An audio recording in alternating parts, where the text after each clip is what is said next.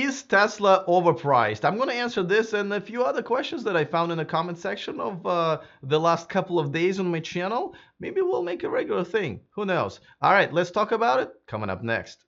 Taking over the world, electrifying the world, E4 Electric!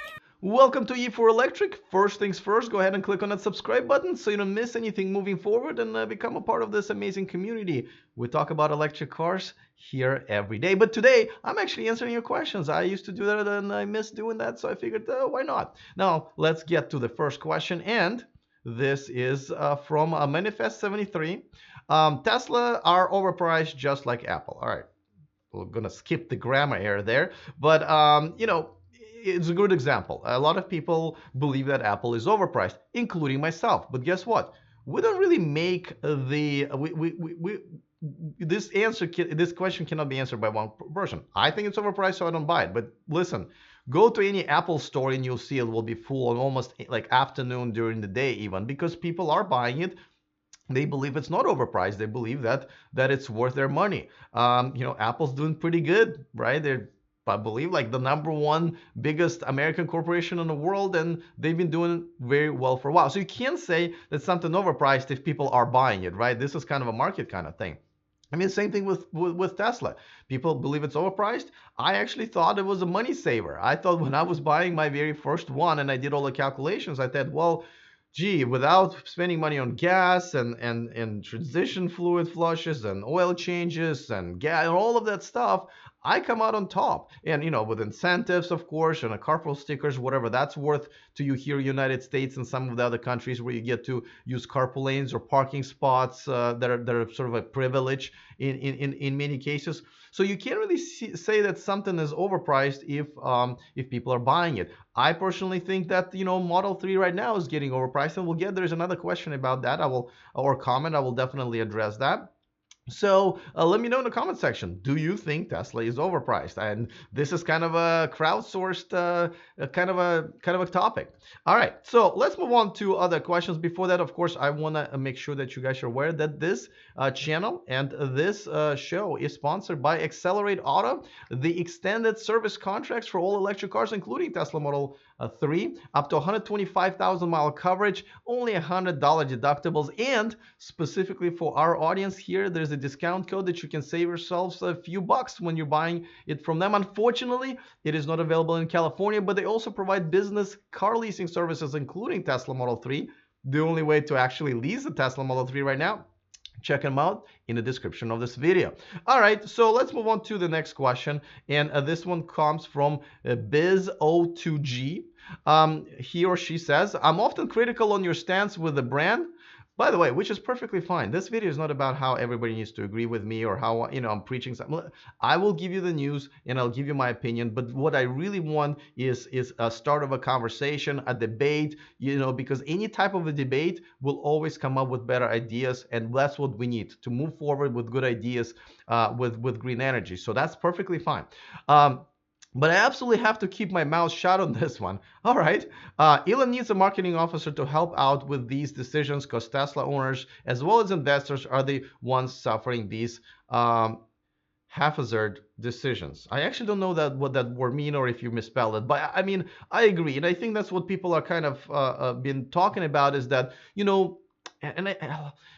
when I make videos about, either it's news or something comes up where people are questioning whether or not Elon should stay as a CEO, it's not because, people think that he needs to leave Tesla. It's because his talents as a front man, as a creator, an engineer, an innovator, are there. His talents are not in running a humongous company, which now Tesla became. And, he's obviously spread out thin. It doesn't seem like he trusts the people he hires. And you can even hear the earnings call where nobody can get a, word edgewise. He would interrupt after like 5 seconds. He maybe needs to let go and let other people handle it.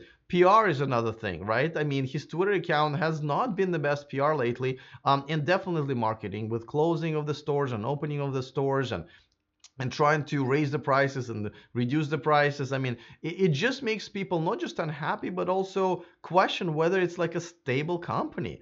I mean, I've last year when people thought that it was maybe going belly up, people were, I think, less concerned than they are now in some ways as far as investing in stock even, is because people don't quite understand where the company is going. So yeah, I mean, I agree with you. It is he would definitely benefit from like a chief marketing officer. He would definitely benefit from the PR team. I have to say, my personal experience with Tesla's PR has been by far the worst and most frustrating in the business. And I've been working with automakers and other brands with their PR departments for a while now. As you can see, I've been given access to quite a few different events and interviews and so forth. Tesla's really the only brand. Like for example, right now I just requested the press pass for the Model Y unveiling. Not only I'm not getting it, I'm not even getting a reply. And I'm not even getting reply from people there that I've talked to before. That's not normal. Usually PR people want at least be on good terms with everybody in the media. Yeah, they may not give you access to everything or press passes,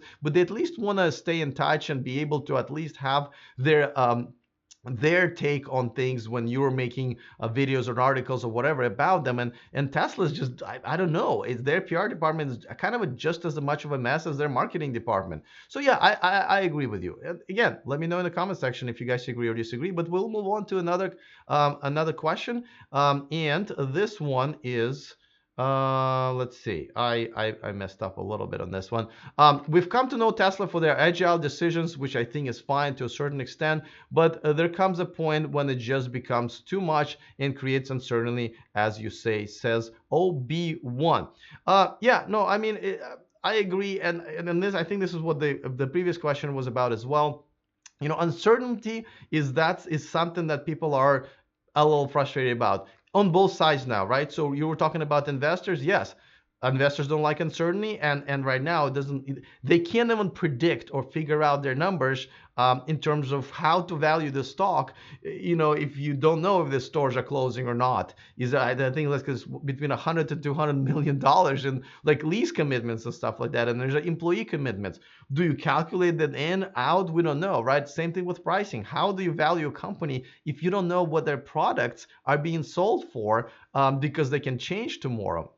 So that's a problem on that end. But the same thing is on the other end. I mean, I just made a video about whether or not people should buy a Model S, and the my answer is I don't know, because who knows what the prices are going to be in the next even 1 or 2 months. It's frustrating, and I think it's obviously a disservice to those people who do a great job producing these products, including Elon Musk. And it's just really really weird right now, I have to say. All right, let's move on to another question. This is going to be the last one. So Troy W. He says, I think the Model S is quite a bad option in 2019 because of the old design and battery technology. And this goes to what I just really mentioned to you guys, right? It is something that people are making a decision about right now and saying, well, should I buy it? And yes, the technology is outdated per Tesla, right? They've been putting this technology for 2 years into Model 3. They've been the design, yes, it may be a little outdated, but we don't know when the refresh is coming. But I think the bigger concerns are also like Model 3 is becoming a better car in terms of technology, and it's supposed to be a much cheaper version, right? Because it's literally the base price of the Model 3 is less than half of the base price of Model S. So as much as of a fan I am of Model S, and like I'm not planning on buying a Model 3 really, it's really hard. It's making hard for me to make a case that people should be buying a Model S, because almost everything in that car is outdated if you compare it to the Model 3, and there are no plans to update it, right? So we don't know. Listen, it is definitely a tough call, and I don't know how and when they're going to resolve it, but I'm with you. It is definitely something they need to look into. By the way, let me give a quick shout out to one of my newer Patreons, Brandon Reed. Thank you so much for joining my Patreon community. That's the only place where you can watch me live. And thank you so much to all of my Patreons for contributing and supporting my channel. If you want to become a Patreon, boom, patreon.com/e4electric. Don't worry, there's a link in the description of this video as well. All right, let me know what your opinion is on some of these topics, and if I should do more of these. Looking forward to those comments as well. Other than that, see you next time, and remember to stay charged.